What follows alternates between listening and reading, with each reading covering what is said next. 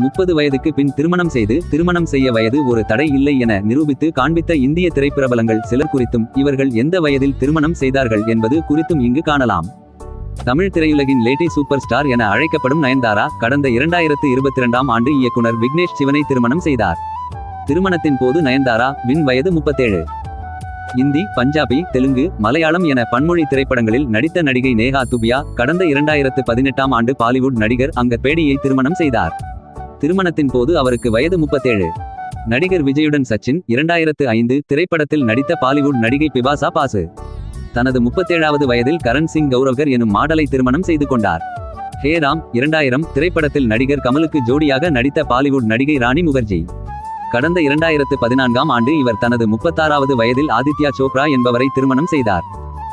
உலக அழகி பட்டம் வென்ற நடிகை ஐஸ்வர்யா ராய் பச்சன் இவர் தனது 33வது வயதில் பாலிவுட் நடிகர் அபிஷேக் பச்சனை திருமணம் செய்து கொண்டார்.